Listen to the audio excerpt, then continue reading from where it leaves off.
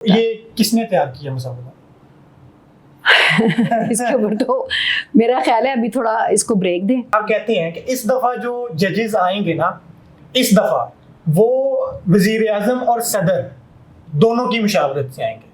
اگلی دفعہ جو ججز آئیں گے نا، اس کے لیے ایک پارلیمانی کمیٹی بنے گی.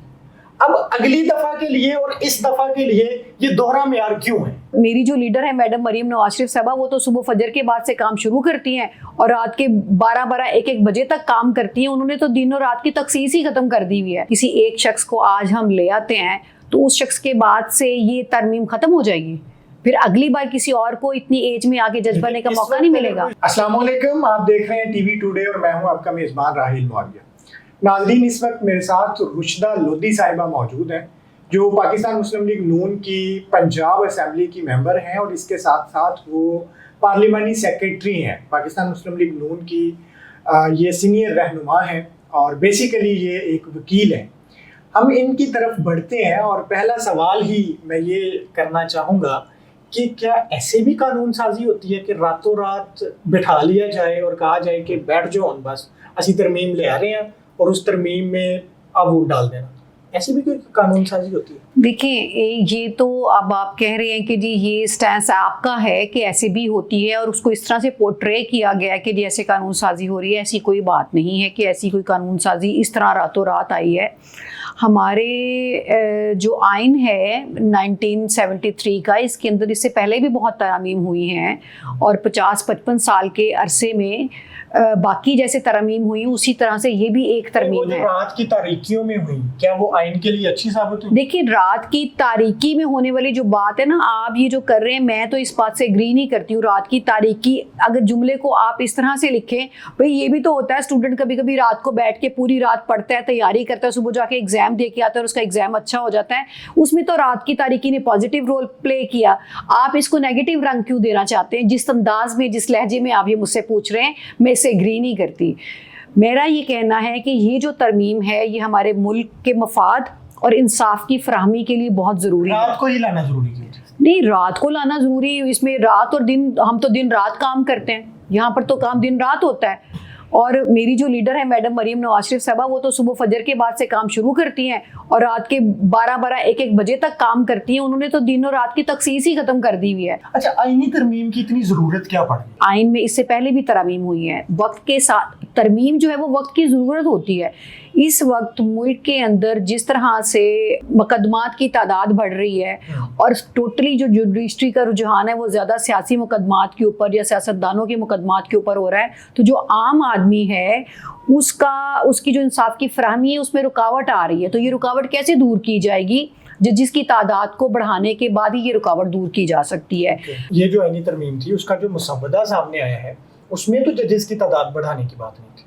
نہیں، ایسی بات نہیں ہے. دیکھیں، آئینی ترمیم کے اندر جو ہے وہ تعداد بڑھانے کی بات بھی ہے اور قابلیت کے اوپر بھی بات ہے، تعداد کے اوپر بھی بات ہے. قابلیت کیا چینج کرنے جا رہے ہیں؟ دیکھیں، قابلیت جو ہے نا، اس کی بائفرکیشن آپ اس کو کہہ سکتے ہیں کہ جیسے کہ یہ اس ٹائپ کے جو مقدمات ہیں وہ فلاں جگہ سنے جائیں گے اور اس ٹائپ کے جو مقدمات ہیں وہ فلاں جگہ پر سنے جائیں گے. کانسٹیٹیوشنل کورٹس جو ہیں وہ کانسٹیٹیوشنل کورٹس جو ہیں وہ الگ سے کام کریں گی اور باقی عدالتیں جو ہیں وہ الگ سے کام کریں گی تاکہ ایک عام آدمی تک انصاف کی فراہمی کو یقینی بنایا جا سکے. یہ یہاں تک تو بات بہترین ہے کیونکہ کانسٹیٹیوشنل کورٹ کی میں خود سمجھتا ہوں واقعی ضرورت ہے کہ سیاسی، آئینی اور جو اس قسم کے مقدمات ہیں جو ریاست کے ساتھ جڑے ہیں، سیاست کے ساتھ جڑے ہیں، آئین کے ساتھ جڑے ہیں، وہ واقعی ایک آئینی عدالت کو ہی سننے چاہیے تاکہ عام آدمی کا جو کیس ہے اس پہ اثر ہی نہ پڑے. لیکن عام عدالت میں جو ججز کی ایج ہے، مدت آف ریٹائرمنٹ جس کو آپ کہتے ہیں، تو وہ تو ہے 65 ایئر. یہاں پہ 68 ایئر کرنے کی کیا ضرورت پڑ گئی؟ کسی ایک شخص کو لانا چاہ رہے ہیں آپ؟ اچھا، یہ بڑا اچھا سوال آپ نے کیا. آپ کو کیا لگتا ہے کہ اگر کسی ایک شخص کو آج ہم لے آتے ہیں تو اس شخص کے بعد سے یہ ترمیم ختم ہو جائے گی، پھر اگلی بار کسی اور کو اتنی ایج میں آگے جج بننے کا موقع نہیں ملے گا؟ ضرورت ہے. دیکھیں، ضرورتیں وقت کے ساتھ ساتھ جو ہوتی ہے نا، جب وقت اور حالات کے تقاضے بدلتے ہیں نا تو بہت ساری ترمیم اس وجہ سے ہوتی ہیں. آپ اپنے گھروں میں بھی تبدیلی لے کے آتے ہیں وقت کے مطابق کہ کیسے بہتری ہو سکتی ہے. بہتری کی گنجائش تو ہمیشہ موجود رہتی ہے. اسی طرح سے اگر ایک کام بہتر انداز میں ہو رہا ہے تو اس کی ایج بڑھانے میں کوئی حرج نہیں ہے. آپ نے گھر کی بات کی, بڑی زبردست بات کی.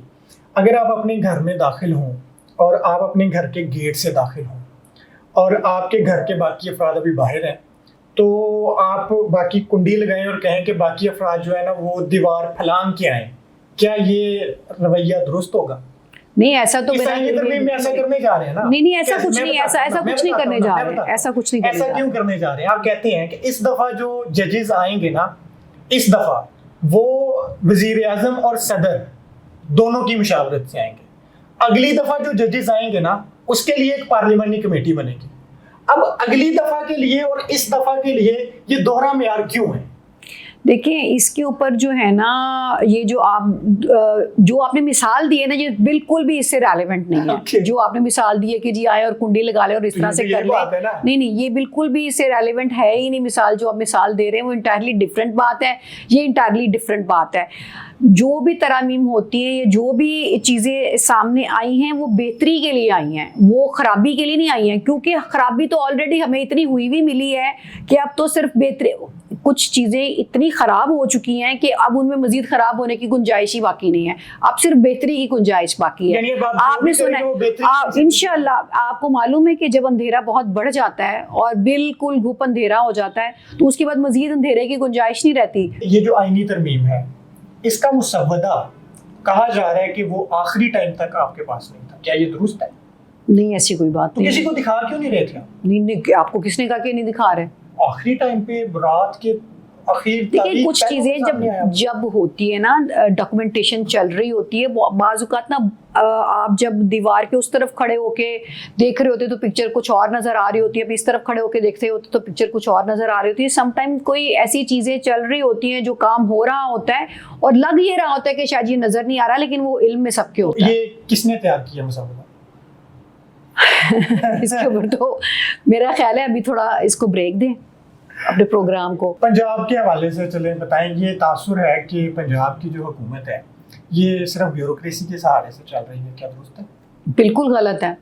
بیوروکریسی اپنا کام کر رہی ہے اور حکومت اپنا کام کر رہی ہے. میڈم ایک بہت بڑی لیڈر ہیں اور ان کا ویژن بڑا کلیئر ہے, اور ان کی جو ٹریننگ ہے وہ میاں محمد نواز شریف صاحب نے کی ہوئی ہے, میاں محمد شہباز شریف صاحب نے کی ہوئی ہے. ان کو اپنے ڈیسیجنز خود لینے آتے ہیں اور وہ اپنی جو اراکین ہیں اسمبلی کے اور ان کی جو کیبنٹ ہے اس کے ساتھ مشورہ کر کے چلتی ہیں. میاں نواز شریف صاحب مسلم لیگ نون کے سب سے بڑے لیڈر ہیں اور قائد ہیں, لیکن اس دوران وہ بڑے خاموش نظر آ رہے ہیں. صرف کل وہ ہمیں بولتے نظر آئے بڑے عرصے کے بعد, اور مریم نواز صاحبہ کی حد تک وہ ان کے معاملات میں تو ہاتھ بٹھاتے نظر آ رہے ہیں, مفاد میں بالکل خاموش ہیں.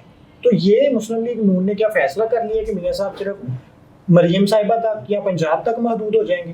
نہیں, ایسا کوئی فیصلہ مسلم لیگ نے نہیں کیا ہے, کیونکہ میں یہ سمجھتی ہوں, دیکھیں اس کی بہت ساری دوسرے ملکوں میں بھی مثالیں ملتی ہیں کہ پارٹی کا جو صدر ہوتا ہے وہ اور ہوتا ہے, پریزیڈنٹ اور ہوتا ہے, اور جو آ کے پرائم منسٹر بنتا ہے یا الیکٹ ہوتا ہے وہ اور ہوتا ہے. اور پاکستان کے اندر اگر اس بار ایسا ہے, اور میں یہ سمجھتی ہوں کہ کسی پارٹی کا لیڈر ہونا اور اس پارٹی کا صدر ہونا زیادہ بڑی بات ہے نسبتاً اس کے کہ اس پارٹی کا آپ ریپرزینٹیٹیو ہو, اس کا منسٹر ہو. نہیں, دیکھیں یہ جو موقف میاں شہباز شریف صاحب کا ہے نا اور مریم بی بی کا ہے, یہ بیسیکلی موقف آتا ہی میاں نواز شریف صاحب سے ہے, ان کی مشاورت کے بعد ہی آتا ہے. یہ دونوں تو ان کے نمائندگان ہیں. تو پنجاب کے ساتھ تو ہمیں میاں صاحب کھڑے نظر آتے ہیں, کل بھی کھڑے نظر آئے جی, وفاق کے ساتھ نہیں کھڑے. دیکھیں اسکرین پر کھڑے نظر آنا کوئی اتنی ضروری چیز نہیں ہے کہ اسکرین پر آپ کو کھڑے نظر نہیں آئے تو آپ نے یہ سوچ لیا, ایک زوم کر لیا کہ وہ ان کے ساتھ نہیں ہے. وہ بالکل پوری طرح سے ان کے ساتھ ہیں, اور بڑے واضح انداز میں مریم بی بی نے بھی یہ کہا ہے کہ میں اور شہباز شریف صاحب ہم دونوں میاں نواز شریف کے ریپرزینٹیٹیو ہیں. حمزہ صاحب کہاں ہیں؟ حمزہ صاحب بھی ادھر ہی ہیں, انہوں نے کہاں جانا ہے. وزیر اعلیٰ ہیں آپ کے, لیکن نظر نہیں آ رہی وہ آج کل. وہ اپنی فیلڈ میں اپنا کام کرے. نہیں, ایسا کچھ بھی نہیں, آپ کو ایسی فیلنگ آ رہی ہے, شاید ایسا کچھ ہے نہیں. بہت شکریہ آپ کا جی, آپ کا بہت شکریہ. ہمارے ساتھ رشدہ لودھی صاحبہ موجود تھی اور مجھے دیجیے اجازت.